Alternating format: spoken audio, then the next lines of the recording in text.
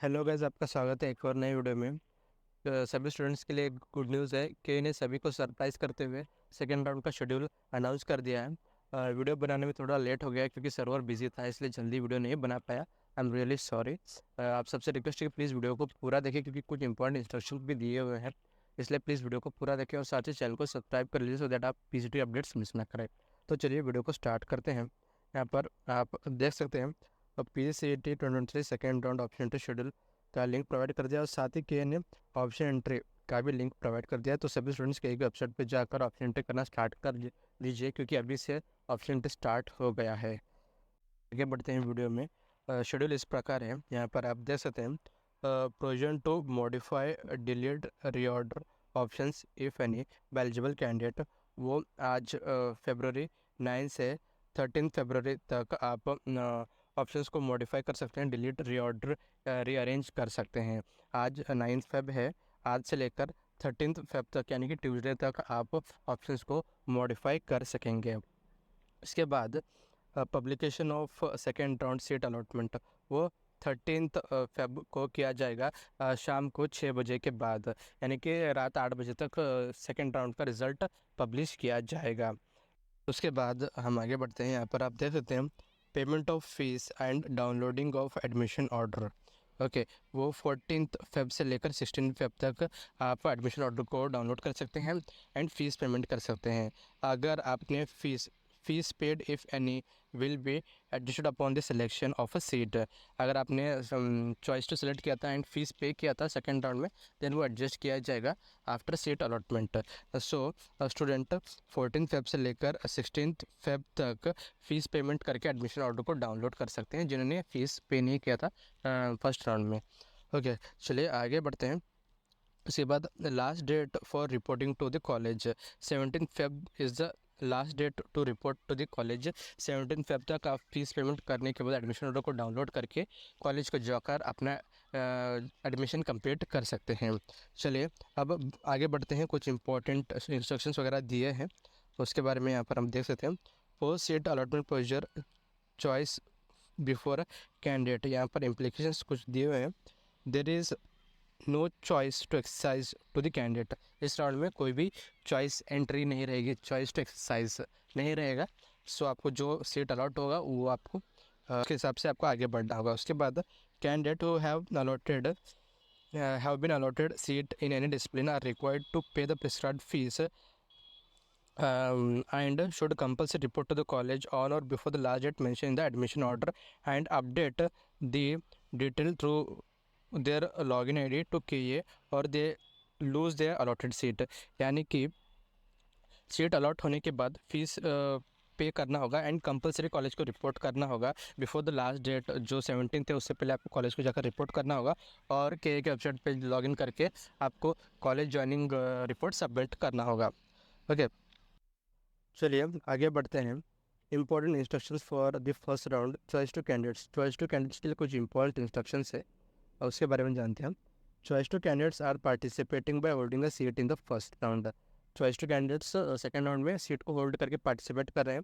If any seat is allotted to them in this round then the first round seat get added to the seat matrix immediately and is offered to the next eligible candidate in order of the options and priority of the options.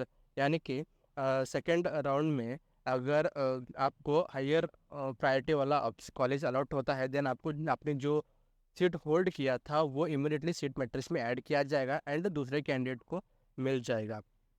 इसके बाद while modifying the order of option और deleting the option candidate are advised to give only such option that are better than this his or her allotted seat.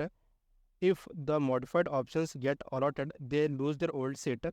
If none of the seats are available, then the candidate's earliest seat is retained.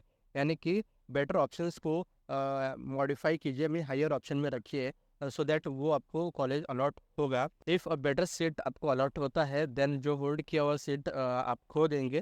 अगर by chance आपको कोई भी seat allot नहीं होता है then जो आपने earlier seat hold किया था वो आपके पास ही रह जाएगा। चलिए हम आगे बढ़ते हैं। For choice two candidate the seat allotted in the first round will be considered as the last option. Choice two candidate should the choice two candidates should be very careful while submitting the option.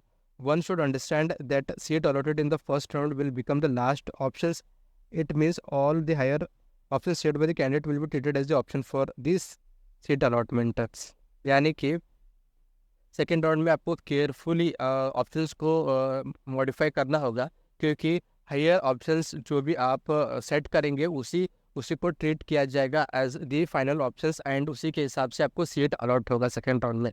Okay, उसके बाद the higher options the higher order option will be displayed for the entry of the option. If a candidate is intending to retain the same seat which is allotted in the first round, then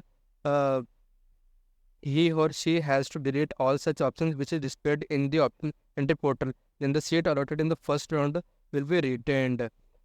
यानी कि आपको अगर first round में जो seat allot हुआ था वही seat second round में चाहिए, देन आप जो ऑप्शंस ऐड किए थे उसको आप सभी ऑप्शंस को डिलीट करना होगा. आपको ऑप्शन एंट्री पोर्टल में दिखेगा आपने कौन कौन से ऑप्शंस को ऐड किया था, कॉलेज को ऐड किया था, उन सभी को डिलीट कर लीजिए हायर प्रायोरिटी वाले ऑप्शंस को. देन आपको वही सीट अलॉट होगा जो आपको फर्स्ट राउंड में अलॉट हुआ था. अगर आपको वही सीट चाहिए तो चलिए अब आगे बढ़ते हैं.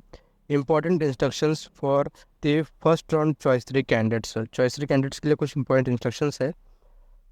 Choice 3 candidates are participating without holding seat in the first round. If any seat is allotted to them in this round, then such seat will be confirmed in their favor. Or if no seat is allotted to them, then they will not be having any seat in their favor. यानी कि choice three candidate इस round में कोई भी seat hold नहीं कर रहे हैं. विदाउट एनी सीट वो इस राउंड में पार्टिसिपेट कर रहे हैं. अगर कोई सीट उनको अलॉट होता है इस राउंड में, देन वो फाइनल माना जाएगा. अगर बाई चांस सीट भी अलॉट नहीं होता है, देन वो भी फाइनल ही आपको मानना होगा. All the options will be displayed for modifying deleting the options. While modifying the order options or deleting the option, the candidates are advised to give only such options that are better than his or her allotted seat. For those options, candidates are willing to join the college or course in case the seat is allotted.